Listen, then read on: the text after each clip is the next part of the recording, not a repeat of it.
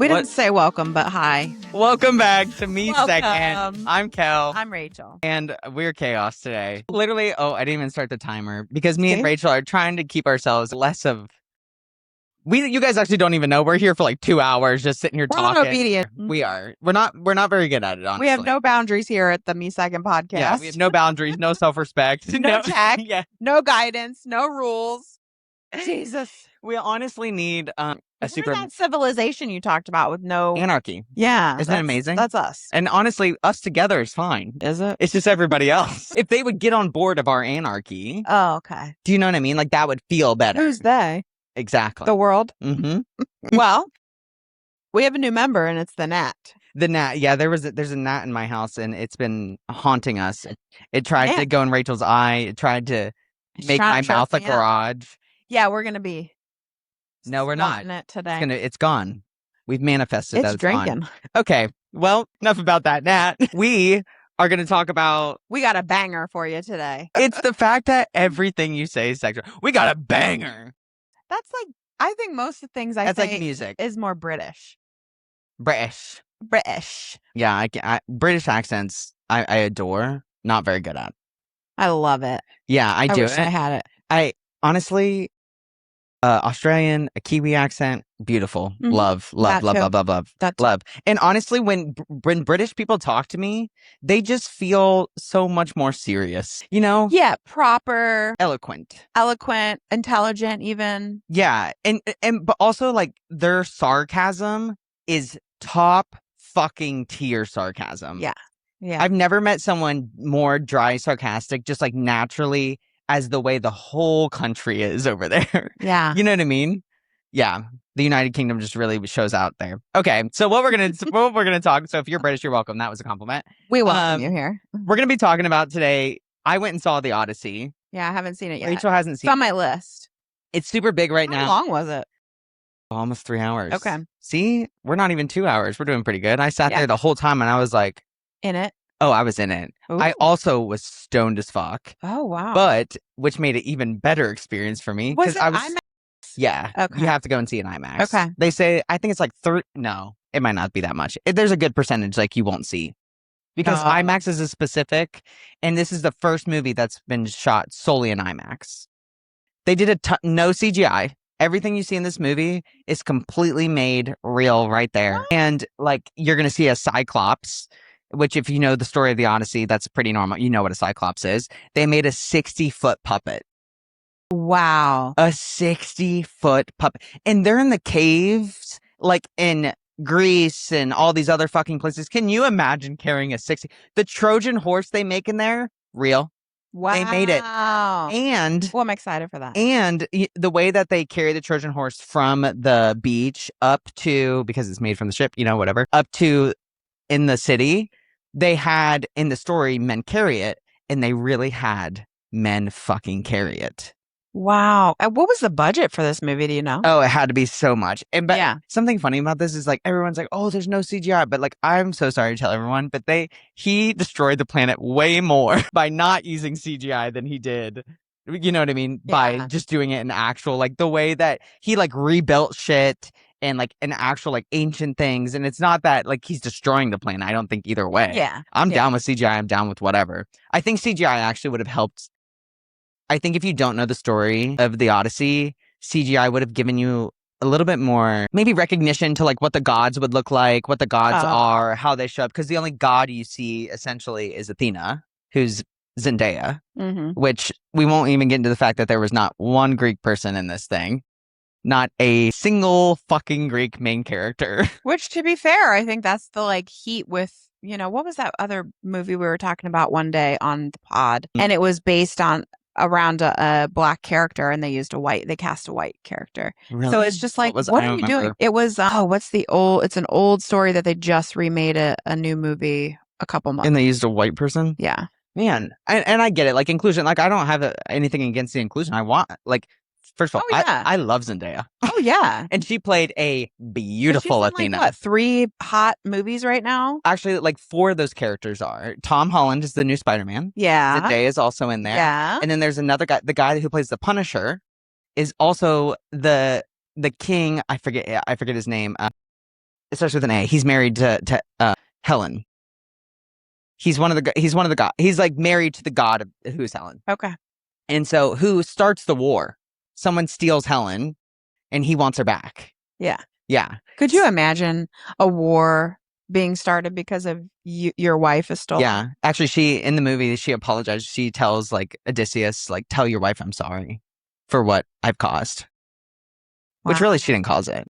She got stolen. You didn't cause it, sis. It wasn't you. She's like, that's just how great I am. I'm so sorry. Oh no, she was tortured. Like, I mean, like she did not want that. You know what I mean? Yeah. Like this was a horrible, yeah.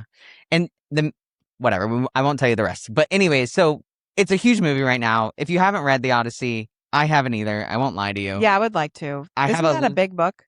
I have a long list. They're all fucking, I can't remember. I think it's actually, no, I think it is pretty big. I think you're right. I think it is pretty big. Okay, well, put it on your list, folks. Book yeah. club. I'm reading a bunch of like meditations and shit and like from Socrates. So it's on my list. Socrates. Yeah. Plato shit and Homer. Yeah. All that stuff. Yeah. But so I'm going to give you just a small kind of really simple story of what the Odyssey is, which is essentially, okay, I just told you, gets stolen. Queen gets stolen. Okay. King wants queen back. Needs to defeat city. Sends small Ithaca, which is just like a small city of these men, to go to the city to help from like opposite sides to get her. Okay. Yeah. So they come up with this great idea to make the Trojan horse to get inside the city. Okay. So they take the wood from the boat, they make a Trojan horse, they keep it on the beach. They think it's a gift. That city does. Troy thinks it's a gift. They go into the city, they wait, come out of the thing and take the city, open the gates and let the war begin. Yeah. Attack. Exactly. And then on the way home, which is probably happens in the first 30 minutes of that show, of the movie. That is not the movie. Yeah. The movie is the journey. Yeah. And that's like the whole aspect of this, right? So he goes on the boat with all of his people, and there's essentially two ways home. You can go the normal way home that we know, long, treacherous, no matter what. Or you can kind of go this other unknown way where it's kind of like the island of the gods, and the gods, it's like God water, right? Like you don't touch these waters because we don't know what's there. It's a really big risk. You don't know if your men are going to have food. You don't know if you're going to have anything to survive there. You don't know the area. Yeah. So you go in blind. And you know all the lore and the stories of like the sirens and you know, Poseidon will do these things. And so Odysseus thinks that he can do it. So he sends his men and him through that journey, and it ends up being really more about Odysseus's ego and pride to do it in the way he also stays with it. Like his personal drive is doing that venture. And he's watching it unfold in front of him, which really none of it happens to him. Like it does, but it doesn't. You know what I mean? Like it's all kind of happening because of him and does happen to him, but not directly. It's happening to everybody else. He's watching himself learn his lessons in front of him. Yeah, that's his torture. That's his torture. Yeah. Is that you aren't being tortured, you're watching everything else be tortured because of you. You're causing it. You're causing it. Ooh. Yeah, he's the culprit, essentially. And he continues to keep choosing to be the culprit and choosing and choosing and choosing, and it gets him to where he ends up. But wow, eventually it comes out, and obviously we all know this because this is how we know the story, is that he does learn his lessons. Like he does eventually see all the things that is happening to him, and he does realize it and say, holy fucking shit, this was me. I mean, how symbolic, but yet just so real to what life is. Yeah, I mean, we still do war, you know what I mean? Like over a pissing contest. Yeah, and just even in our own inner lives.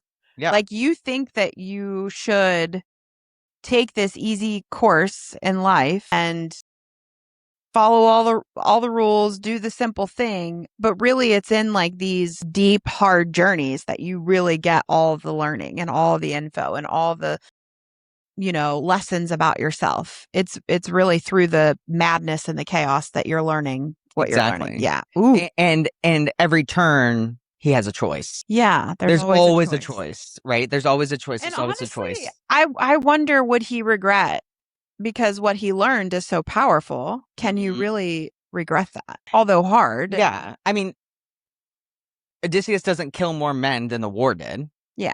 You know what I mean? Like, he didn't kill more of his men than the war itself did. Yeah. Yeah. So it's kind of like, was it worth it? I don't know. But could you learn these lessons a little easier? Possibly. Yeah. Yeah. But it's a beautiful story. It's really cool. Does the story cover, does he actually get from it what his ego was seeking out to find? Well, I think that it was that he's being led by his ego and not led by his morality. Yeah.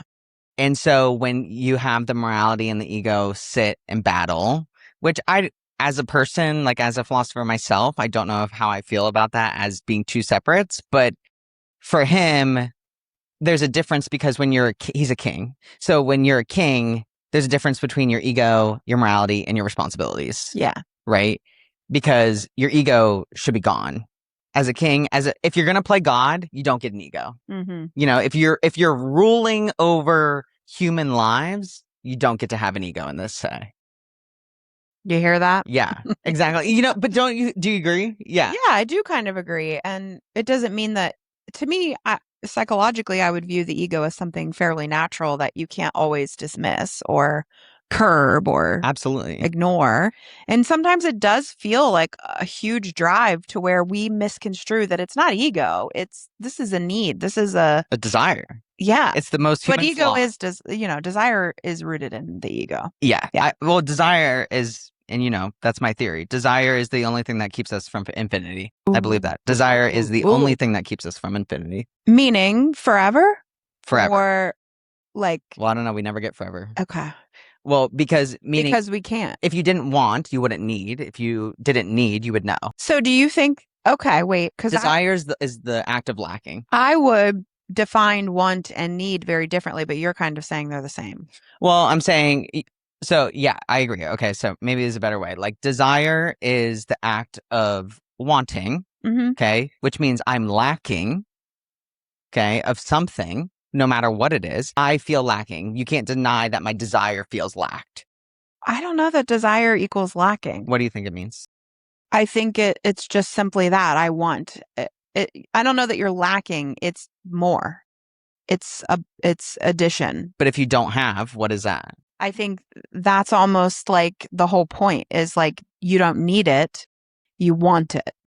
Right. So, but if I want it, I'm lacking it. Like my don't want, have it. Right. My want is to want. I want to obtain it.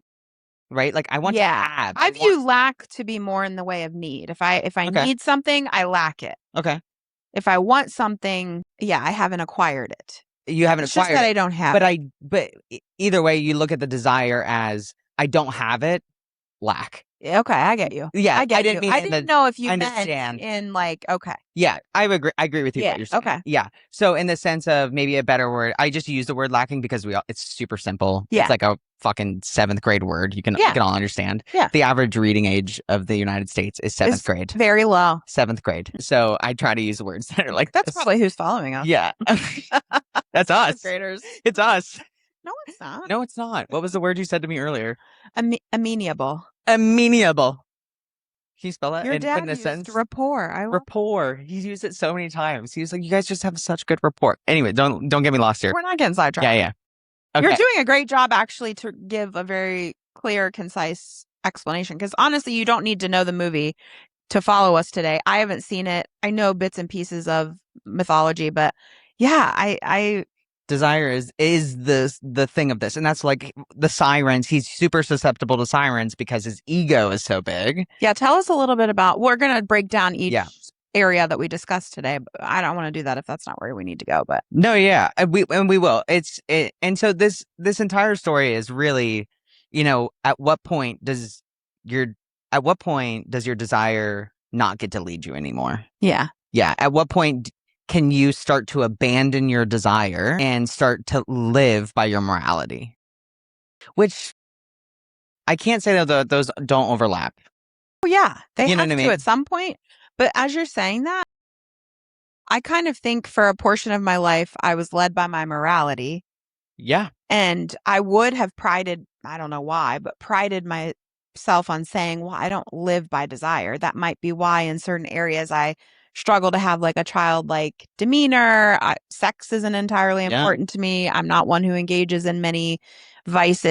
That's I so true. think as I didn't think life about is that. going Yeah. on, I'm feeling less morale driven. I shared this with you just a minute ago. Less concerned about my morality, which I think also I've gotten further from my religious beliefs at this age of life, but also more, I think, open to some of the desires. Yeah, you're like, I'm open to wanting. Less rigid, more freedom, more open zones to explore. Yeah. Right. And then we have to look and think to ourselves, what is freedom? Yeah.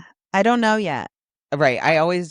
We can argue about free will, but that's against that is, just in general, I think our easiest context of freedom is choice. Yes. Is to That makes sense. Yeah. to have choice. Yeah. It doesn't mean you're always in control. It doesn't mean you're always doing these things. It means that choice is in front of me and I have the ability to say yes or no. Okay. It's to choose your own path of some sorts. I think Right. that's the easiest way for us as humans. But if you didn't desire, you wouldn't be, that's your humanity. That's why I'm saying, like, that's why we don't know infinity, because our humanity is desire. We desire to love. We desire to be. We desire success. We obtain. There's nothing it is so hard for us to not have desire in the equation all the time. Even if it's I would agree with just that. shopping. You're going shopping. That's desire. That's desire. But I think, like most things, do you feel like, okay, is it all things in moderation? Does this apply to that? Like, desire obviously has its place and it's necessary, but so does the other, like morality or what, fill in the blank. Virtue or whatever. Virtue. Yeah. Like, just like the ego has its place, obviously it's a piece of our consciousness, but so, what's the other layer of my conscience? Subconsciousness? My subconscious, my logic, morale, like all Yeah. those things are Your pieces critical, to, yeah. like ego is only a portion of that. So if it's imbalanced, we know what that leads to. Yeah. I mean, imbalanced. Yeah, meaning not like there's a template that it should be, but there, I think, is a healthy range, I would argue. Yeah. I know you don't love necessarily the word healthy because who dictates that? Right.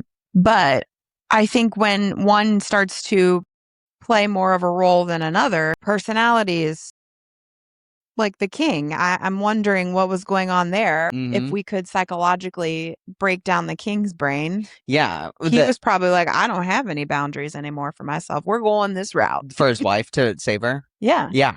No, he would have destroyed his whole army for her. Yeah. Yeah. That was, and whether it were for like his title or his love for her, that was what he was going to do. Well, you hear people say, like, I would kill for that person. Right. I would die for whoever. Yeah. And you want to say, well, like, would you? But would you? Would you? Yeah. Yeah. Would you? There are very few people. That's not true. I don't know. No, that's not true. I would die for a lot of people. Yeah, I would die for a lot of people. I would die for a stranger. And I would have to be in the midst of that issue to know what I would do. Yeah. I think my natural human instinct of how I've been nurtured, I would die for a lot of strangers. Yeah. Yeah. There's no question about it. I put myself in very risky situations for it. Yeah. Yeah. And I think that's not always the case. So Well, is that you know what I mean? Is that like something about, is that a virtue that I was supposed to be, like someone gave me at some point? Is that who you were supposed to be, Cal? You wonder in the scheme of things we can't know and understand, like maybe you were planted here in this lifetime or whatever as Kel so that you could fulfill that role. I do wonder that. Yeah. There's many, listen, there are many things I fucking wonder. Lots of, I'd be out here wondering. Yeah. But right. Okay, so let's play. All right. Let's get into this. Okay. So some of the things that we're gonna do about this is we have some questions that are like geared towards the Odyssey. There's not gonna be any spoilers. We're not really gonna be talking about the Odyssey. We're gonna talk about the symbolism. Yeah. Yeah. And maybe eventually we'll do a full episode on full Greek mythology symbolism to see how it correlates, because I know we talk about the Bible a lot. I mean, Greek mythology is obviously my background of things. So, and there's many others, you know what I mean? But that's just one I have. I think there's a lot of cool lore. Yeah. Okay. So I just told you about how this was about a journey. Okay. Here's a question. The journey home versus the refusal to go home. Okay. Like I said earlier, Odysseus was very susceptible to sirens. If you don't know what a siren is, it's essentially, think female mermaid that can make all your desires come true. Yeah, it's like a seance almost of like Yeah, they have a siren song that lures you to in. them. Yep, that lures you to them, and they tell you all the things you would like to hear, and they're very specific. They're what you want to hear, not what they want, what you want. They are there to mirror you and lure you and keep you. It's a trap. Okay. Reverse psychology. It is literal reverse psychology. You know the what's that movie with the witches? The Which ones? There's many with the witches. Sarah Jessica Parker is in it. Bette Midler. Oh, you're not. What This is isn't that good for me. You called? can't do it. You can't do it. Dang it. That's like one of my favorites. Why What? am I Old, forgetting that? new? Oh, it's old. It's from the 90s. They just Hocus Pocus or what? Pocus. No, you're not talking about Hocus No, Pocus. Sarah Jessica Parker's character, she does the "Come little children, I'll take thee away." You know, she like does her little siren to the kitties, and they're like ooh, and they start walking towards her so she can eat them. Yeah, exactly. Exactly. This is a siren. It's like when you were a kid and your parents were like, if someone's selling you candy out of a van, don't go. The ice cream truck song. It's reverse psychology. Even though it's fucked, it's reverse psychology. Yeah. Yeah. Yeah, I want that, I think. I want that thing. I want that, I think. But I don't think enough to not want it. Okay, so this is how often do we claim that we want peace while we continuously choose chaos? Right? Because that's the essence of Odysseus, is that he has many opportunities to say, turn this motherfucker around. Yeah. Let's go home. I'm sick of choosing chaos. But then it does propose the question of like, when you're so deep and I've already made so many mistakes, how could I turn around? Yeah, I think you know what? This probably going to be on the things we talk about today, one of the most applicable for most people in today's world to apply, because I see this daily in the work I do. I can't imagine how much you see it. It's like you put the description right on it. No, whatever. Hit the nail on the head. Yeah. You're so far in, and I think to turn around would mean I fucked up. I made the mistake. I did this. So I think people just continue on. And that's also why I think we stay in victimhood so long, because it allows us to blame someone else instead of saying, I contributed to this problem. But that's very interesting about knowing better. Yeah. Having enough, warning or choice, opportunity for choice. Yeah. And you still trudge on. Yeah.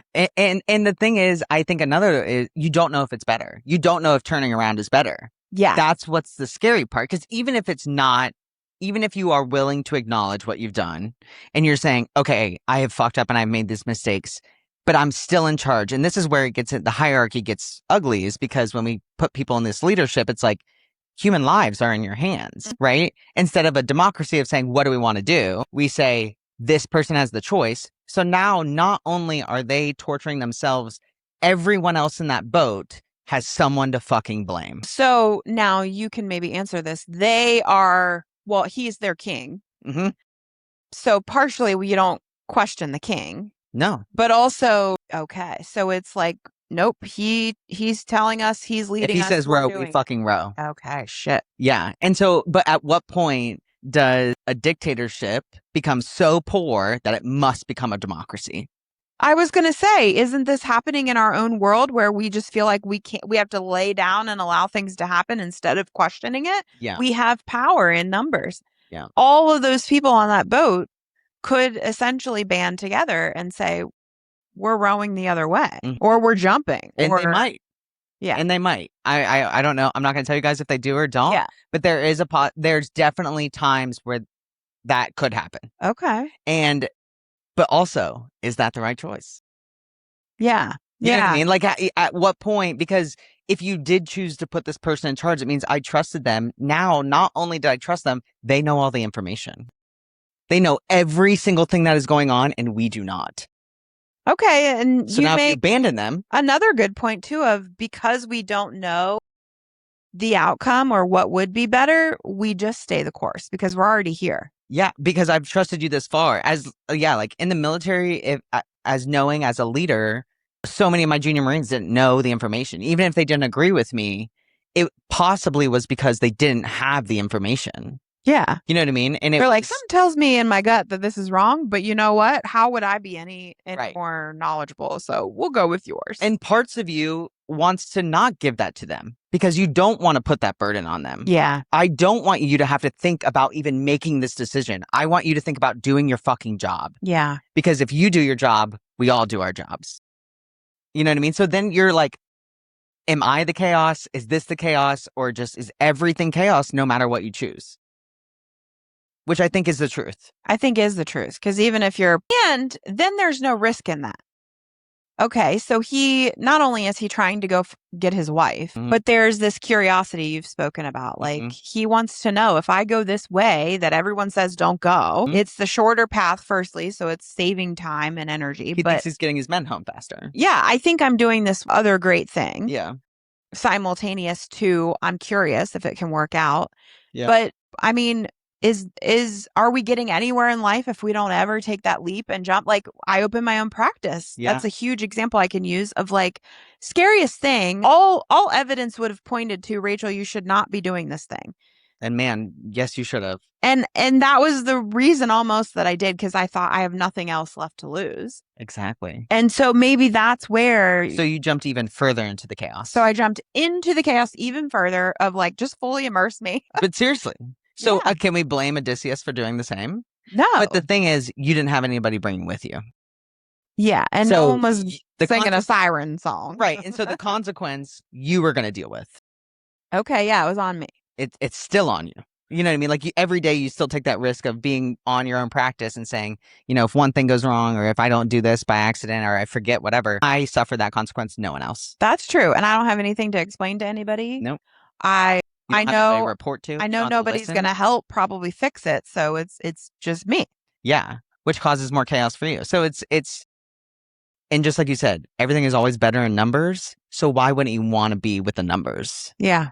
You know, so I don't know. I think it's interesting. I don't think it's something that, I don't think the way we look at this and in our lives either, any avenue is peace. I think it's all chaos. I kind of do too. And I think that's the intention. And I think that's more of the permission and nod to not worry about it, because you're wasting so much more energy trying to determine how it's going to go and play fortune teller that you're missing the point and you're wasting time. So life is going to be chaos no matter what we do. Yeah. As cautious as you take it, it's got other plans. Yeah. I mean, yeah, time is going to continue on. It doesn't matter. And there is no, like, what is peace? Peace, I think, is more about you amidst the chaos. I don't think it's a place you're going to. I think it's what you do while you're in it. Peace is acceptance. Yeah, it is. It's acceptance that whatever you choose is the right fucking thing. And there is no other questions. That's why, you know, I don't overthink. I don't let myself overthink, because I live in a chaos. I don't want a mind full of confusion. Yeah, I think that gets back to why it's so much better to be sure with yourself and to know yourself and to be honest to yourself, never abandon yourself, because in the end, when you're in the thing, it's only you and only you can determine, are we good or are we not good? And if you're panicking, it's most likely because of some other variable you either haven't accepted or someone else is panicking. Yes. I agree with you. All the wild, chaotic things I've done in my life, I have done with radical acceptance. And I think it's benefited me, because then you can focus on making it happen. Yeah, exactly. That's your manifestation as well, if we can say. Sure. Because if I'm in it, panicking, worrying, doubting it, I am hindering the promotion of it. Yeah, you're hindering, like, exploiting your own choice, you know, like doing all the things you want to do with this, because all I can think about is, fuck, was this the right choice? Yeah. So yeah, it's like when you open your practice, you can sit and think, maybe this wasn't the right thing. You know, at this place I had this and this and this. And it's like, okay, well, all the time you spent thinking about that, you could have created it for yourself. Yep. I don't have that. So what am I doing to make it? Exactly. Yeah. And that is chaos. Yeah. Not peace. Yeah, and honestly, the chaos is like You what don't gets want peace. it gets me up in the morning. I'm like, ooh, what kind of drama are we gonna have Yeah, today? yeah. Well, that's because Rachel's delusional. And same. I literally wake up and I'm like, ooh, what's on the new episode? But it's more fun that way. I don't know any other way to. I am living in a story. Yeah. I mean, I'm an author, so obviously I live in a story and I am a main character. But were you always that way though, or is that evolved for you? Always. You were always. See, I'm just now getting here. It's amazing, isn't it? It is. Like I You're a have not superstar. always been that way. Yeah. You're Sarah Jessica Parker trying to eat kids. Come little children. Rachel's a siren. You see the blue eyes? Remember, was it the last episode? My piercing blue eyes. Rachel is a siren. It's how we got here. No. But I mean, sirens do have those I eyes. lured you. Sirens have the eyes. They have like piercing eyes. Maybe I am a siren. Yeah, sirens have the eyes of like. I mean, they have the. Actually, Cleveland just got a WNBA team. They named them the Sirens. Really? Yeah, you should. Everyone should go watch the Cleveland Sirens advertisement. It's so fucking good. I'm And gonna what have a to. beautiful time to do it as this movie came out. WNBA is killing it. Yeah, they are killing, and it's sick. It looks so Good for Cleveland. Yeah. I love Cleveland. I love Cleveland too. Yeah. When I say I love Cleveland, I don't actually love going to Cleveland. I like all the things Cleveland does, which is sports. Why don't you love going to It's Cleveland? too industrial. I don't like oh, it. I love Cleveland. No. Oh, see, I love it there. I mean, I respect you for loving it, but It's not. I wouldn't want to live there or anything. it's way too fucking cold. Oh, I like that too. I like that too. Okay. They have a great market too. They're like, shut up, Cal. I'm just like, they got a great market. It's okay. We'll move on. We digress. Okay. Speaking of sirens, we'll go on to this one. Okay. What knows exactly what you want to hear and therefore has power over you? So that's what Is it this really like the what is red and blue correct all the time and gray as well? Yeah, but it's okay. But like what? So okay, I'll answer first. Please do. You Can second. you read it one more time? What knows exactly what you want to hear and therefore has power over you? And I'm going to answer this. Okay, please. And you're not going to like my answer. Is my desire. Is my most human, like thing that makes me most human is the thing that has power over me is my want. It is, and 90% of the time, I don't fucking want it. No. No, don't want wait. No. I mean, think about all the things that you want. I don't fucking want that. Maybe not in the end, but initially you definitely do. But do I? Or do I want to see my story the way I want to see my story? And this just wasn't it, right? Like 16-year-old me didn't sit here thinking, oh, Kel's going to be sitting in their house doing that. You know what I mean? I had way bigger plans for me. Bigger. See, that's desire, want, saying that my plan right now is smaller. Yeah. Which it is not. I love my fucking plan. Okay. You know, so that's what I'm saying. My desire is the thing that has power over me. And it still does. Because I think you're right. And I probably would have said ego, but I think we've decided is desire. Is desire. I mean, yeah, wholeheartedly. Yeah. So like, okay, tell me something that specific. I'll tell you something. Like, right? Like my thought in my brain is, I wouldn't live in an apartment anymore. If at this age, if I had what I wanted, I wouldn't live in an apartment. I love my fucking apartment. Look what I've done to this thing. Yeah, that's on my list. It would be sure. It's just simple. But wait, what does that mean for me? I think that desire is filtered through the lens of comparison, contrast, which is how we know we're alive.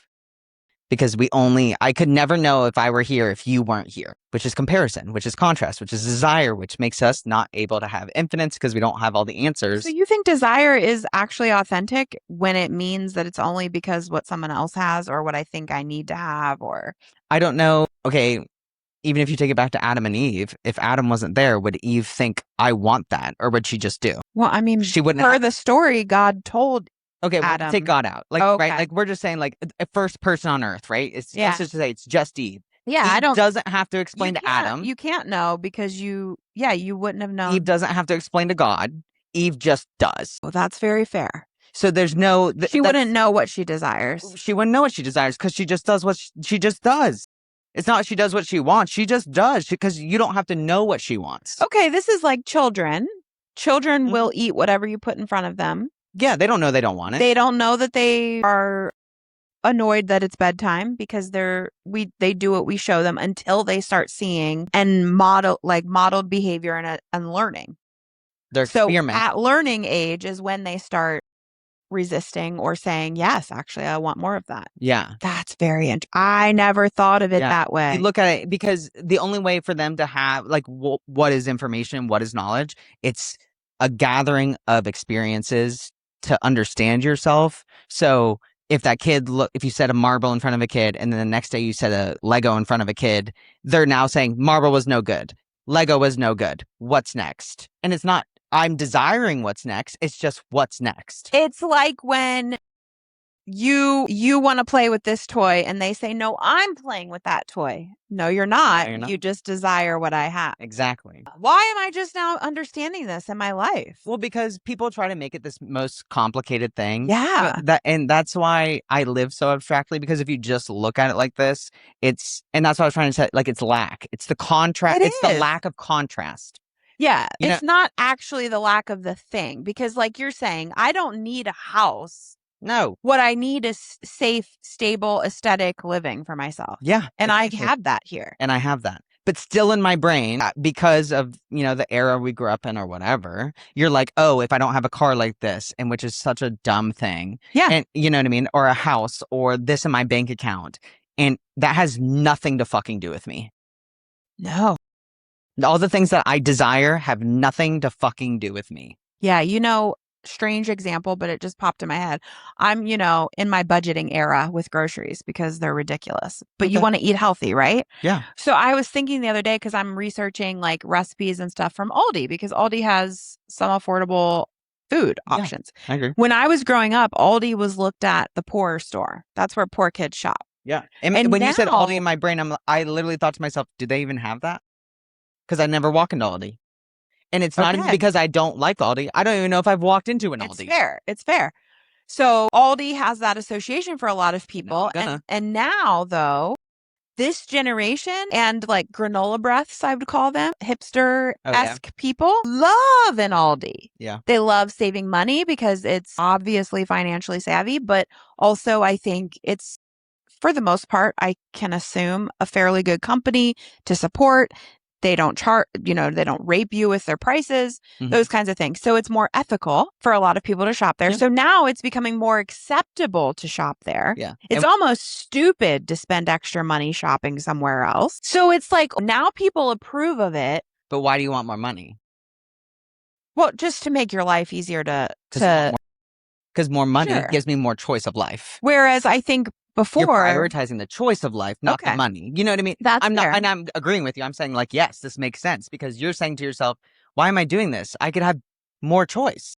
Well, yeah, and I can abandon that narrative about this title or this label it's got. Like when kids are in high school and they decide to go to a tech college versus college. Mm-hmm. That was also another thing that was very stigmatized. Yeah. Now it's like, fuck that. Go to a trade, learn your job, do whatever you want, babe. Create your own business.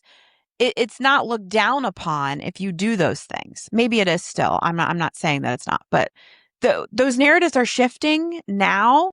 And so they're always going to shift. So I think it's more about what do you desire and really understanding what you desire within your parameters, not someone else's parameters. Yeah.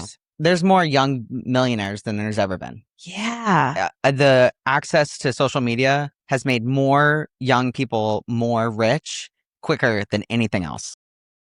I mean, you can find a 16-year-old right now. That scares me though. That's making TikToks. That's making millions of dollars. But what if it goes away? Well, I guess anything could go away. But what? Yes. But so now your fear is feeding your desire. Yeah. Yeah. What's funny is I've heard more people telling me that they're giving up social media.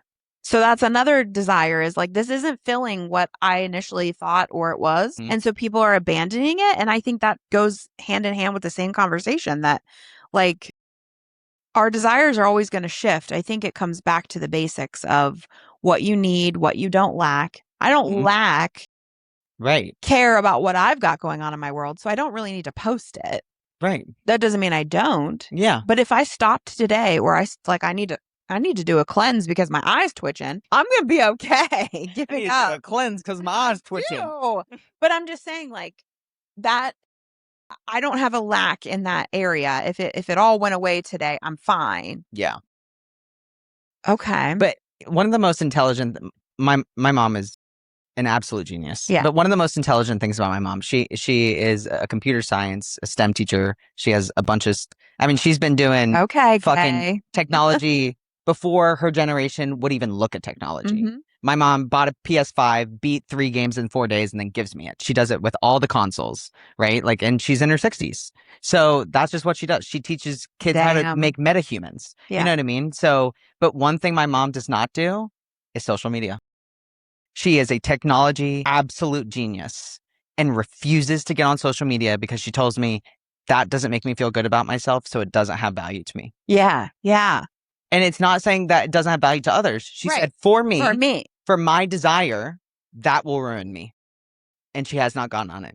She Yeah. has it literally to support us. She does. Yeah, and she does. Yeah. Mhm. The first thing she asked me, she goes, "What do I need to do to make sure that you get more followers?" I said, "You need to interact with it twice." And she does, always. Yeah. She does But she's not following any of you other bitches. So No. leave her alone. Exactly. She's following the rules. You know what I mean? But she doesn't Yeah. she doesn't scroll. She Yeah. doesn't do any of that. She gets on, she does it, and she gets off. That's interesting because I tell my clients all the time, like, whether it's social media or some other thing, if it's not like working for you, you can stop doing it. Sure. Like, I don't feel good when I hang out with that person. You can stop hanging out with them. Yeah. You don't have to be around And them. you can stop fucking hanging out with them.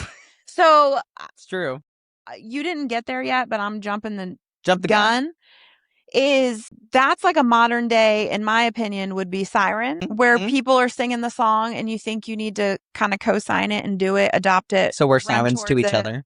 We're sirens to each other. And like, you can plug your ears. You can put in your earbuds and turn a different song on. You can put the little beeswax in your ears like they did on the boat, or you can tie yourself to the mast and decide that you can't have all these things, but you can listen to it and endure it.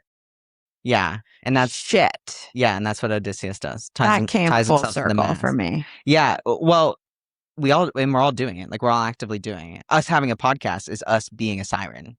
We are. We're a siren. Also, but not everybody is malicious, obviously. No. Not the way sirens are. But right. The fact is, we think we have something to say or we have something to give.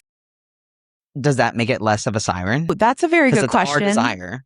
When it comes to morality, too, is I don't think it has to be malicious to be a siren. That's absolutely true. I think it's more about the person receiving and their responsibility of choice. So if at some point you start to feel like this thing isn't for me, okay, abandon that thing or do what you need to quit that thing. But it doesn't mean everyone else is going to do that and that they're wrong for continuing. That bothers me too in our society, where there's this judgment of people who still need something or still indulge in something, or even like we had our BDSM episode. I think about sex a lot in that way. Like, I'm not judging anybody for their engagement in that just because it's not something I feel I need or want or desire. And we don't get to judge you for that. Exactly. I'm not less than. Just because you're against the contrast doesn't mean I get to also judge you. Right. It doesn't make you less of this democracy. Right. You know what I mean? Right. You still get your value and your opinion. Yeah. Yeah. And it doesn't take away from the narrative of anyone else because that's on them. Yeah. Yeah. You're not in charge of anybody else's narrative. Yeah. Nobody is. It's kind of crazy how this mythological story is so applicable. That's why it's so famous. Love it. That's why there's so many of them so famous like this. You know what I mean? You have like this book right here, right in front of you. You can't see it. It's called The Meditations. Yeah. It's actually not a book. It's just a journal. It's just a journal he wrote. And we've kept it for, I don't even know how fucking long it is. His thoughts in the journal? It's literally a journal. Here, I'll grab it. Oh, yeah. Look at that Greek print. Okay. So here you go. Marcus Aurelius. And it's just his journals. Oh, what a beautiful book. What a beautiful book. God. That's like those Euro restaurants. They always use that blue color. Well, that's because it's Greek. Is it Euro or Gyro? Euro. Euro. Euro. Is it? All knows. Euro. Yeah. Roll your tongue. Folks. Exactly. But so it says book 9, book 6, book 7, but really these are just him talking to himself. Okay. Yeah. From Alexander to the Platonists, or not frequently nor without necessity to say to anyone or write a letter that I have no leisure. So he's talking to himself, and we've just learned from this motherfucker's journals. Well, let me tell you what, guys. When I die, I'm writing a goddamn journal. When I die, get my journals. Get my journals. See, this is weird, Kel, because I told you when I wanted to do this podcast, I just have a yearning to talk. Yeah. I feel like I have things to say. I have really been touched by the things my clients bring to me. I feel like they are sent to give me messages. But you have a job there. I do, but hear it through. Yeah. I feel like something I could say is delivered to someone when they need it. And when you do, someone needs it. Your gift might be different. I don't know. I see. But I feel like there is something in me bursting to get out for that reason. And that is why I want to talk. I often have urges to share my story or put it in a book some way or journal it, something like that. I'm not a writer. I'm a talker. Yeah. So I do have this urge. And that's very funny that you share that because here he just journaled and now we're one of the most famous things of all time. Right. Yeah. Tons of things like that. Oh Isn't my that crazy? God, I love that. Yeah. And and we market it differently. Like you didn't even know. You know what I mean? There's lots of things just like this in many different cultures of just people. Yeah. That's someone literally writing down them experiencing life. And we said, wow, these are fucking questions to ask yourself. That's how I feel about the Bible. I felt like it was a fever dream or something for somebody. And it's been turned into this belief system of ways you should live. But now I question that. Like, what if it was someone's journal? And we just kept kept altering it and affecting it. But why can't we just leave things alone and not know the whole answer? Yeah. You know? Yeah. And I will say a lot of it gets misconstrued when we have to translate. Yeah. Because ancient Greek ain't the same as what we're speaking now. Exactly. So you're translating and now there's multiple different versions of the Odyssey. Yeah. So you might get a different version of the Odyssey of what you're actually reading. There's multiple things like that. You know what I mean? So you might read it and be like, well, in my Odyssey, they said this person said this or this said this. But it's translation over translation over translation. Right. Right? With desire added, do you think? I'm sure. Ego mixed in? Well, ego and desire mixed in because ego and desire is interlaced in our language. Yeah. You know what I mean? Yeah. There's lots of things that we do that we actually have no need to do. Well, and bias. Oh, yeah. That implicit bias that comes out of just, I think, social patterns or social experiences influence how you perceive things. And then if you come with a different perception and you rewrite that book through your own understanding, like somebody somewhere finds this and they're like, I don't know English. Let me interpret this based on my own bias. Right. Let me interpret it in Spanish and it's something completely different, you know, or a language that's, you know, Chinese that's not even closely related. Right. That's how we get gyro instead of hero. Yeah. And also, the Greek language has different letters. Yeah. Oh, yeah. Yeah. It's not like Spanish where you can just add it all together. These are fucking different letters. Are you still practicing Greek? Yeah. How are you doing? I'm on day 200. Or no, I'm sorry. I think I'm on 198 or something. Wow. Yeah. Eventually, by the time we want to quit this podcast, I'll be speaking Greek. That's why we'll be quitting. Yeah. I won't understand a word. That's when we know the marker has been done. We've spoken enough. It's like, Tell speaking in Greek. We got to go. I'm out. Exactly. Okay. All right. I love this. This is good. Give me more. Okay. This is a great psychology one. Okay, good. So, lotus eaters. This is under the category lotus eaters and escapism. You say I use sexual terms. Now you're talking about lotus eaters. Honestly, you're so right. That's sexual. Yeah. Next time, instead of using like the word head or like eating someone out, I'm going to say, what about eat some lotus? Eaters. Should I eat some lotus later or what's up? Okay. Lotus does be having that bee. I'm just saying. It's the way that it fits perfect. I'm almost annoyed. Yeah. All right. Sorry guys. Sorry. Okay. Let's see here. This is good for you. When does rest/pleasure become avoidance? Oh, okay. That was so fast. You said, okay. Well, I don't know when. I'm just saying, like, this tracks because I would encourage this actually, and there are healthy times. Encourage what? You could using avoidance in a healthy way. Yeah. Like, I do think sometimes, like, the suffering we've talked about before, where we will just beat a dead horse or we'll just kind of like make ourselves suffer through certain things. Instead, we maybe need to take a little sidestep and avoid for a minute. Engage in something pleasurable that almost takes us out of that chaos or pain or... Do you want them to fully remove themselves from it? Or do you want them to have it still in the back as a contrast? Well, I don't know that you can fully remove. Some people can. I guess more so like what are you trying to get them to do? To remember that there's more than this thing. Yeah, pull them out of the scenario. Yeah. Say, you aren't this is happening. Yeah, and it helps you, I think, sometimes get reference for how to navigate something a little bit better when you're not so in it. It's like you're over zoomed in, over magnetized in, and you can't see the bigger picture. But when you kind of step away from, it's like kind of like when you're proofreading. I've read and edited this paper for so long, and I need to step away for a couple of hours and come because I back hate the to whole it. thing now. Because I hate it all. It's all crap. But then I come back and I'm like, wait, with fresh eyes, this isn't so bad. And I found this error. And it's more effective to take a breather and give your system like a, a reset. a snack. A snack. And I like that. Okay. A snack. No, Where are your thoughts with that? no, I don't think I have a lot of thoughts with this one. Like, when does rest pleasure become avoidance? I'm not sure that it ever can. Like, become full avoidance. Like you said, like, I'm not sure you can ever fully avoid it. I think it's more so, can I listen to myself and experience both these things at the same time? Like, Yeah. can I tell myself I deserve both? It's to claim that avoidance is altogether a bad thing. Now, Right. we That's what I'm do saying. know that there is a line that you can cross over of pleasure, rest being avoidant in an unhealthy way. Mm-hmm. Sure. Yeah, I think the most harmful avoidance you can do is not listen to yourself. Yeah. Well, yeah. Yeah. But it's is like, that pleasurable? no, and that's not what I mean. Maybe. I don't know. That's what I'm saying. I think The that's avoidance when, might be pleasurable. yeah, the avoidance might be pleasurable. So, like, can I separate those two things? So then I think to Okay. myself, when I think, like, when does avoidance actually become harmful? Because I think that's a term that people are like, no, you're avoiding it. It's like, well, maybe they fucking need to. Also, You know what I mean? you aren't ready. Otherwise, you wouldn't. Yeah, and exactly. And if you want them to just stop avoiding it, you're not going to get the answers you want Yeah. because they don't know won't it. be They're not going to effective. do it on your terms. Right. You know? Right.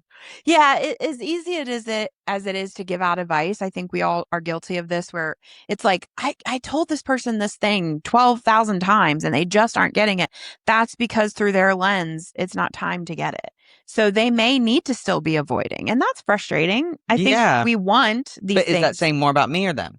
I think it's more about us. Yeah. And fair. I've been there. I'm guilty of that. For sure. Yeah. And especially if it's a past thing, that's because you can't do both.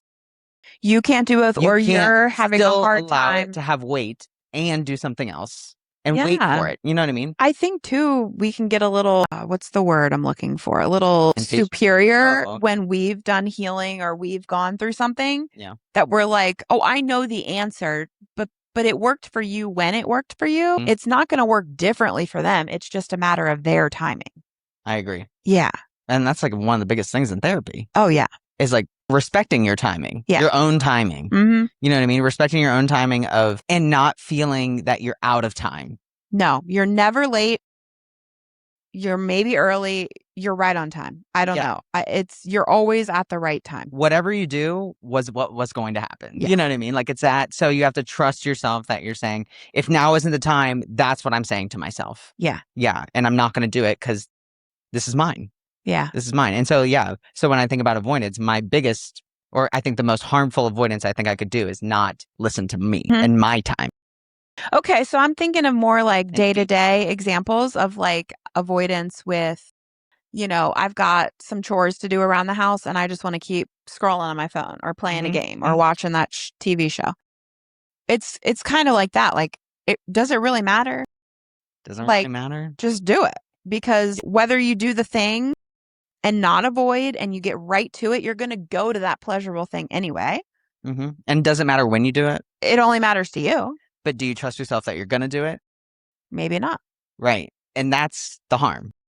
The harm is that, do I not trust myself to do it? Or, like, is that what I'm sitting here doing to myself? Yeah, it's not that I'm doing something pleasurable. That's the harm. Is it that I trust that I won't do it? It's that I might not do it. And that's the harm. And that's what scares me. Yeah. It makes me feel guilt for sitting here and wanting to stay in my pleasure. Oh my God. Did I send you the post today that's about that? No. Weird. What post? I sent it to Carrie. It was about this, it's easy to project onto people close to us and want them to take accountability for things. But when do we turn accountability back to ourselves? And it comes back to that we externalize blame to avoid shame that we're carrying about something. So we'd rather deal in guilt of guilting someone or something than our own shame of not having done the thing for ourselves. Wow. Yeah. It was huge. I mean, I agree with that. Yeah, absolutely. Yeah. And And there's many different avenues to get to that. And that's the scary part, is because it doesn't just show up like that all the time. Right. Right. Like just thinking, should I do this chore or my phone? Like, that's like, why are you guilting yourself? Why are you shaming yourself for not doing or for wanting pleasure and not whatever chore? You know what I mean? Yeah. And it's like, the chore is also going to bring me pleasure because it means my house is clean. So let me do this pleasure first, and I'll do the next one. Yeah, that's kind of what she was saying, is like, you don't have to even get into all that. You just have to figure out what it is you're actually avoiding. Right. And then almost give yourself permission to do it in a different mechanism, so to say. Isn't it so weird? Give yourself permission. What a weird saying. Yeah. Give yourself permission. I have the permission. I'm the one who owns the permission. I say that a lot to clients. I know, but isn't that such an interesting saying that that language? I think people language need is it, amazing. You know what I mean? But sadly, we're saying that because people need it. Yeah. Strangely. And what is that doing? That is language to give us contrast. Yeah. You have the permission. There is no one else giving you that permission. Well, and if you're you just wanting need to see it from someone else, yeah, that you can give it to yourself. Like, just as you might be sitting here waiting, like, well, no one's giving me permission to do the thing. Right. You can give yourself permission. And then eventually you don't need permission. You just do. You just do. Yeah. Right. You don't have to get or give. You don't Yeah. have to have the desire of something. You just have. Yeah. Oh, yeah. Mm-hmm, mm-hmm. Yeah. You see where we're going? Or you take. But is it taking if it was up for grabs? You know what I mean? Yeah. I mean, that could get down to a lot of things. Man, we could get. Yeah. Okay. All right. So this is another good one. Okay. This we won't have to go super far on this, but this is so more towards the two sirens. This is the last one about them. It says desire, captivity, comfort, power, and the complicated line between choosing to stay and being unable to leave. So it's meaning, like, what is comfort? What is desire? What is captivity? What is power? What is freedom? And that complicated line between, like you saying, is this pleasure or is this punishment? Right. Or is it both? Yeah, that's a huge debacle, whether it's like a bad job you're in, an abusive relationship. Yeah. You can fill in the blanks in severity wise too, but like, you might have to order for you what is more worth it. Yeah. Sometimes my safety is way worth my comfort, is way worth my personal desire. Like, sometimes. But you have the ability to do that. You have the ability to do that. And you. Yeah. Like, I'm saying you specific. Like, other people don't have that. And I think that's what they're trying to say. I get what you're saying. No. I think people do. They just do what we wouldn't do. So I think they are doing in their way what they have the capacity to do. Yeah. But we judge them for it. I agree. Like, why'd she stay in that relationship so long? Yeah. Well, why do you care? Because it's not your relationship. A, why do you care? But B, she prioritized how it worked for her, not you. Yeah. And there wasn't another option for her. Exactly. So she might have been prioritizing safety. Right. Or fill in the blank. Maybe for her it was comfort. You're a rower on the boat. You're not leading the boat. See, we're back to the analogy, though. That's powerful. Yeah. It's something like you want that boat, you want it to sail a certain way, but someone has all the context that you don't. So you either stay in this lane of relationship and row that boat without being harmed and trust that they're not going to harm you, because you have to trust that they're trusting themselves. So you're a lane stayer. Stay in your lane. Stay in your lane. I am too. There's no other lane that you can be in. It doesn't mean from time to time you don't throw a banana peel. Throw a banana peel. Sabotage? Yeah. No, but like, you don't. Gosh, my butt is going numb today. You don't like suspect or make your own assumptions about what's going on in that lane. Sure, I do that. But in general, I try to tell myself I don't know anything about that lane. But you do that for you. You're doing that to comfort you. It's about me. Yeah, you're saying, you're right. That person's doing that. I don't know what's happening. So even if I'm going to make up scenarios to say what's happening is comfort, because I need to trust what they're saying to me. Yeah. And I need to do that in my way, which is maybe getting in the lane, which you aren't actually. You're just making up a lane that looks like theirs and saying that is comfort. I understand now. Now I can be in line and row. You know what I mean? Yeah.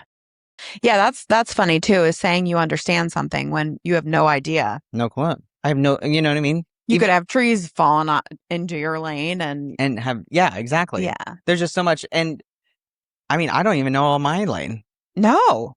Fuck, nobody else could definitely know it. And if you do, I have questions. Side note, did you see the story on the news where the newscasters giving like a traffic update, and there's a car, pulled off in the striped part of the lane, and people are merging on, and they're passing this car that's stopped. The car is out of the lanes of the highway. They're safe, so to say. Okay. But this car drives right into it. Literally is merging onto the highway. Everyone's going this way, and they just drive right into this car. Mm-hmm. And the comments were talking about, like, what is it about a parked car or a pulled off car on the highway? Lots of people swerve towards it. People go towards it. Yeah. And it happened just right on television. Distraction. That was local. Yeah. I was like, that's crazy. That has nothing to do about anything necessarily, but I was thinking about the lane thing. Like, just stay in your lane. I have an orange car. People are so close to me because I have an orange car. Because it distracts them. It makes them want to go towards orange. That's probably why red cars have higher insurance, right? Well, yeah, and they're easier to spot going faster. Yeah, like because there's not as many, so red sticks out. So you can tell in the contrast of whites and blacks. Yeah, somebody said, like, if you ever, in the comments, I found this fascinating. If you ever break down or pull off, turn your lights off. Mm-hmm. And do not get out of your car. Well, yeah, don't get out, but turn your lights off so they're less likely to see you. Yeah. Yeah. And really, you put your flashers on so you are seen, but that may be opposite of what. Yeah, if it's dark, I won't even notice you. Yeah. God, I didn't know that. That's an interesting, that's such a good modern day. Why am I pulled? Why am I pulled? Why do I want to know what happened to them over there? Okay. That's what I was thinking, is less that, oh, there's a car broken down and I'm pulling over. It's more of like, I'm nosy. So then my attention gets pulled and I'm not looking here where I should be driving. That's what happens when you're not paying attention to your own lane. Yeah. I mean, when you're sitting at a restaurant, someone starts yelling. You know what I mean? Oh, God, I'm bad about that. But everyone turns. I will be all up in people's business at dinner. I'll be like, that couple's not even talking to each other. Rachel's on a date and she's like, hey, shut the fuck up. I'm listening to people behind us. Yeah. And she's like, I will be. I'll be like, Carrie, do you see those people? They're like on their phone. They're not even talking to each other. Have they said a word to each other? Did they get their food yet? That's called psychoanalyzing. That's me. Yeah, that's you. Well, it's natural. You know what I mean? I think it's your toolkit of understanding the humanity. I do a lot of not staying in my lane when I'm out to dinner. But honestly, you're one of the people who are most exposed to many lanes. Yeah. And people who allow you to get in their car. They say, do. I want you to sit in the back seat and tell me what you think. Yeah. Do I put on my blinker now? And you're like, let me put on my fucking helmet. Both things. Roller coaster. You're like, let's fucking go. That's really a good analogy. You know what I mean? But seriously, you're sitting in the middle of the back seat and saying, I can't do the pedals. I can't steer. You know what I mean? I really have no power. I'm at your will, but I'm also just a ghost. I'm not really affected. Yeah, I won't even tell you what to do. I'll just say, do you see that tree up there? What do you think about that tree? Interesting you chose left. Why wouldn't you go right? Yeah. It's interesting. Did you know that there's not a road here? We're driving into the water. Yeah. Have you considered not? It's not that you shouldn't. I'm asking if you considered not. Right. Okay, so here's another one. Okay. When does loyalty become self-abandonment? So this pertains to say these things. Odysseus, his wife. His wife waits, and this is right at the beginning, 10 years he's been gone. Odysseus has been gone 10 years. And looking for her?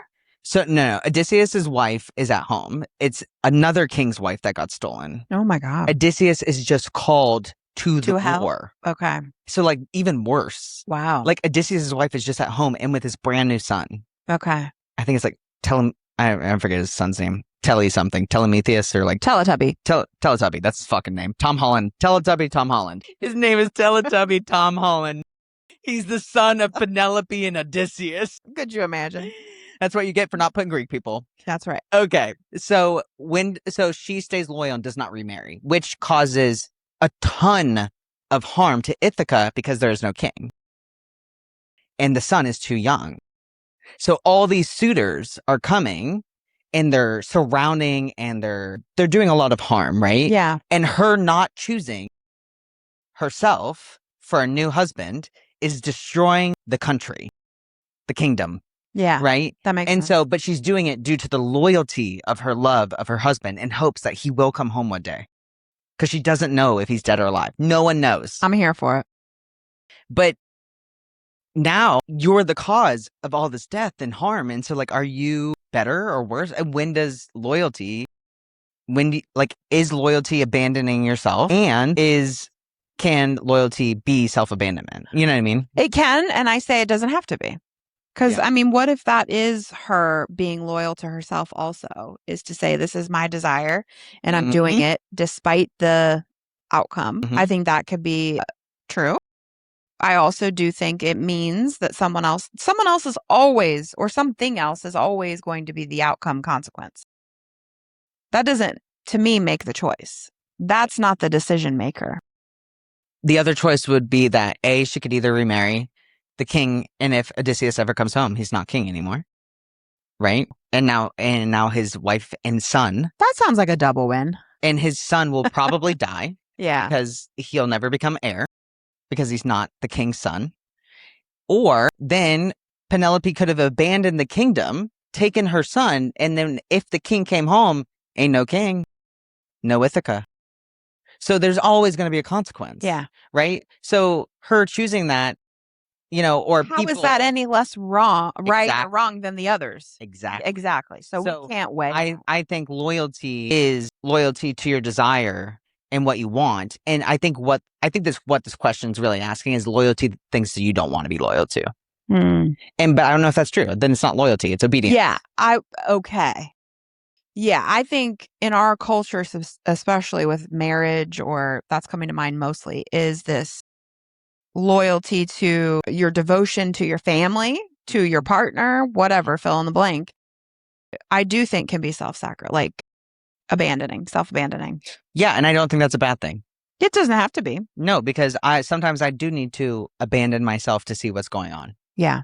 To see what's going on around me and the contrast. Because sometimes I get so stuck. I worry in our culture now that people can be a little too selfish in that, where they say, I'm not abandoning me for this thing. And then in doing that, they're going to learn maybe a hard way, the outcome. But again, they're learning it in their time, the way they need to. Yeah. And maybe it's better than how it would have been if they didn't self-abandon, because maybe they would have never gotten that out of it. I don't know. But maybe the others got something better out of it. Sure. Because if you had them do it at the time they didn't want to, this could have ruined everyone. Right. Or whatever you're trying to pursue or, contain. Right.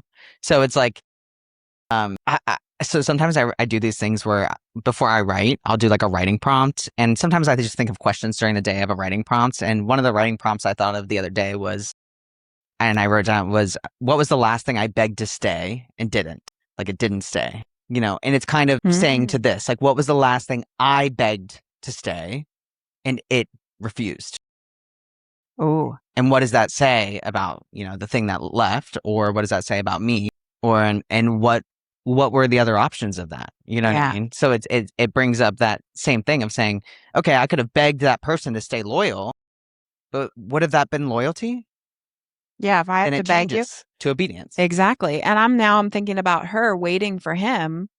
Again, we can't argue what her decision is, but in the meantime, you're thinking, well, she could have had her own opportunity for a different love that would have been beyond her imagination. Yeah. For all we know. But that wasn't her desire. But that wasn't her desire. Right. No one had to beg her to love him.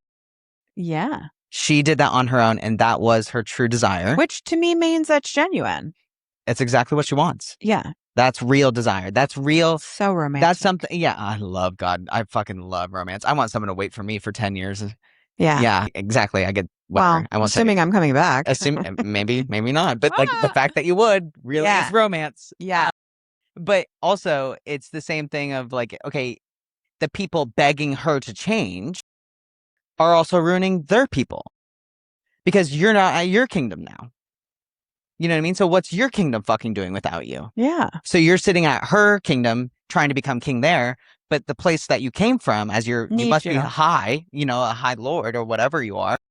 What's happening there without you? So who's really you're suffering? Gonna abandon them. So who's really suffering?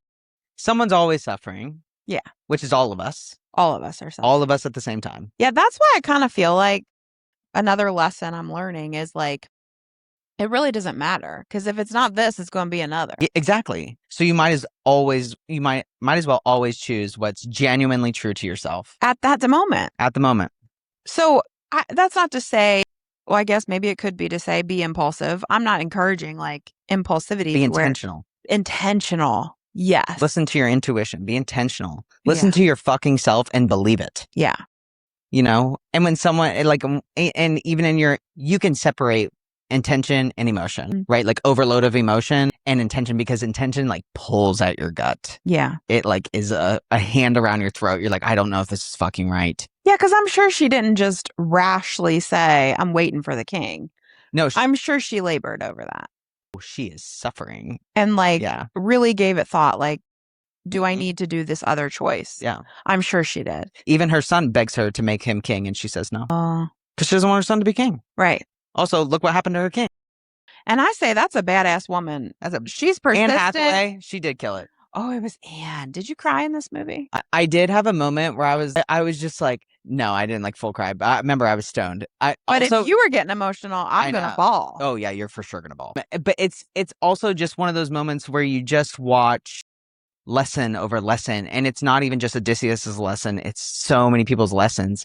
You're gonna see it and be like, this is, now that we've definitely done this, you're for sure gonna be like, my god.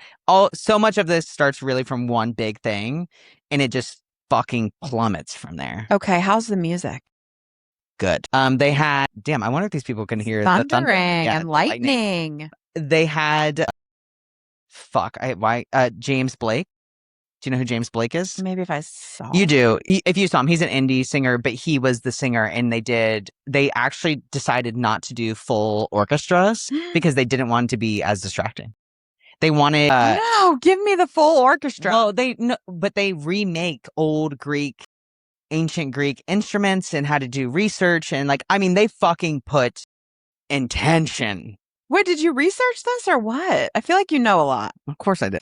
Get a fucking grip, Rachel. Of course I love research this, and I'm so excited now to see it, and I'm actually glad we did it this way so I could like pump myself. Yeah, go in. If you haven't seen it yet, just remember the animal scene, the pig scene. Well, you'll just see. That's all I'm going to say. Pig scene that is happening in actual time. That is not CGI. That's animatronics, which is like essentially just like clay, like melded stuff that you can add to people. Yeah. Right. And it is fucking unreal. I mean, people are talking about like it's gonna be award winning. Wow. Anne Hathaway and Tom Holland both said that they sat there and said when they watched the movie, they were like, I thought you didn't use CGI. And he was like, I didn't. Like, they are in the fucking movie. Wow. I can't wait to get my He said, icy I didn't. and my popcorn. Yeah. I'm excited. IMAX, go see an IMAX. Yeah. Okay. We'll do one more. Okay, one more. I'm down for it. Okay, down for one more. Let's see. Oh, well, I just want to read this because this was so pertaining.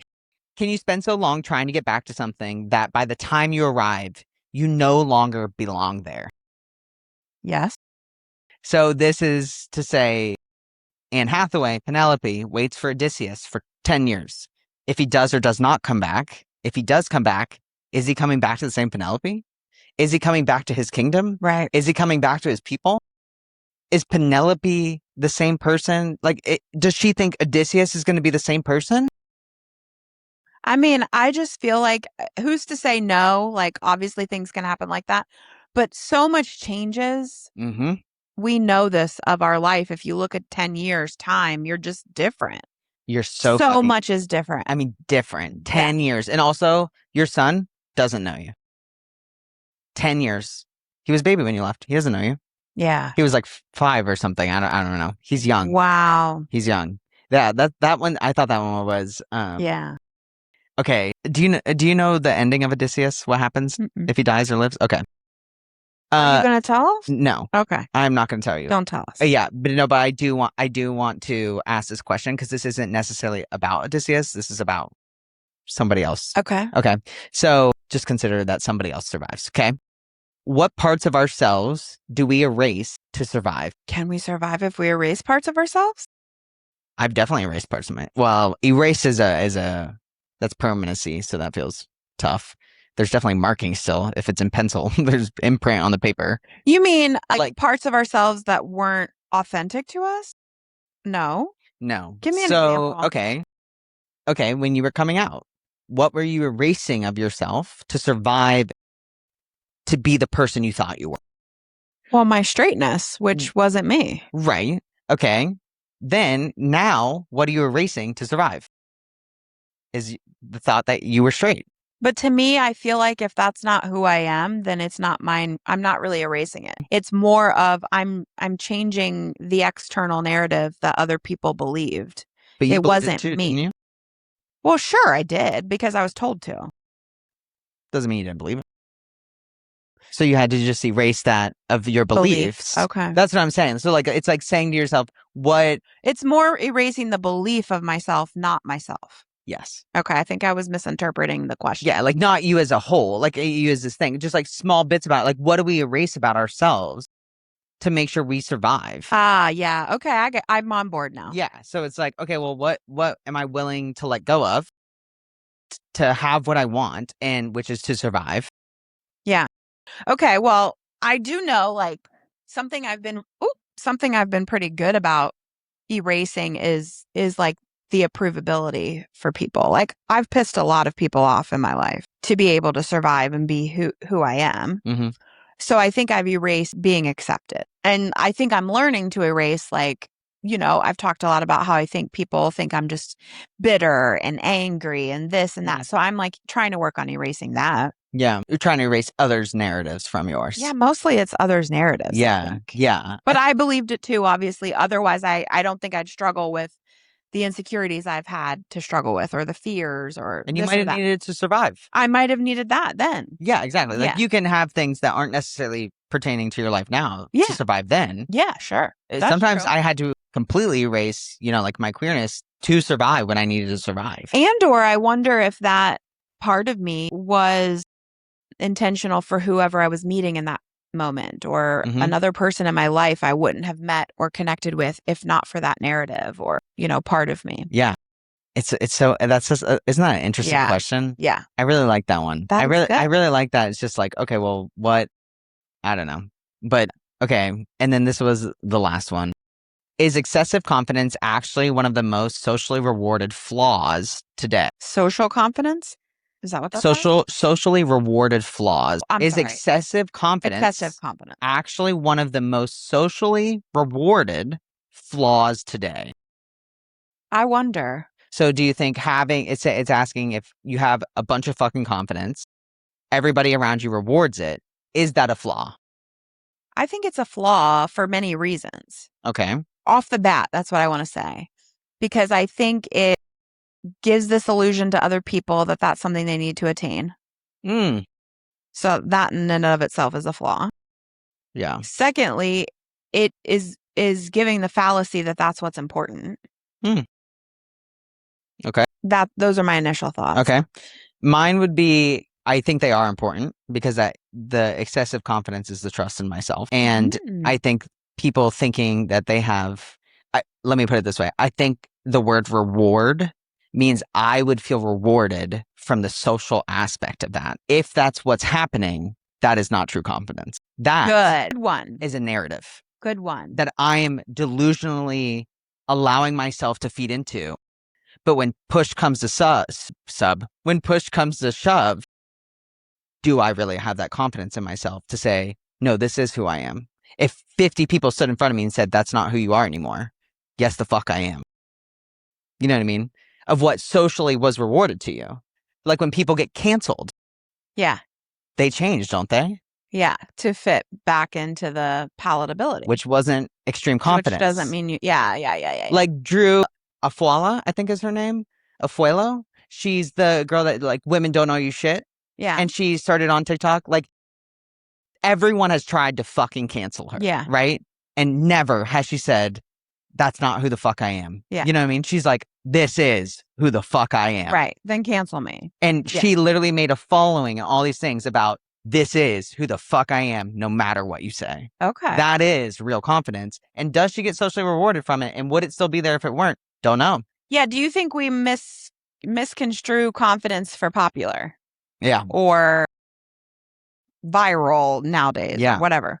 And how do we feed ourselves with it? Yeah. Like Trump, I think people would say he's confident. I think he's the most insecure person on the face of the earth. Yeah. Oh, I'm sure. I don't think he's confident. Yeah, I'm sure he's not. So that's very interesting. But he's being rewarded as if he is. He's being rewarded as if he is. But he does have influence. Yeah. Because of the reward. Yeah. You know, so it makes me think, I don't think excessive confidence is a flaw. I think if you think that you needed to be rewarded by it through society, then it's not excessive confidence. And you're making it seem something that people should obtain. And that's for lacking. And then we all sit here and desire to want that. And that's what fucks us. Yeah. Yeah. Absolutely not. So we resolved a lot of trouble for people today, which is I think we solved all of those problems. Stay in your lane. Know thyself to know be true. Thyself to be true, or whatever that thing whatever is. Journal you're writing, publish it. Wait 10 years. Yeah. If I you don't need know. to. Yeah. Tie yourself to the stake. Exactly. Or mast. Or... Yeah, that was a bit aggressive. Yeah. Mast. Yeah. Tie yourself to the mast, listen to the sirens, and hope that if the sirens ever come back, you can avoid it. And take the road less traveled. The shorter journey home is the right one. Yeah. Yeah. The shorter journey home is the right one because you're going to learn some ugly fucking lessons, but you're going to get a movie in IMAX and Chris Nolan's going to do it. Yeah. And you know what I mean? And I honestly wouldn't want Matt Damon. You know, I don't want Matt Damon. Not that Matt Damon wasn't good. I don't want Matt Damon as my person. Yeah, I think they should have chose somebody else. They should have chose somebody else. He's done. Maybe 20 years ago. For sure. Like in The Martian, he was great in The Martian, you know, like stuff like that. But we could have picked different. Yeah. Come little children. We got to go. All right. We'll see you next week.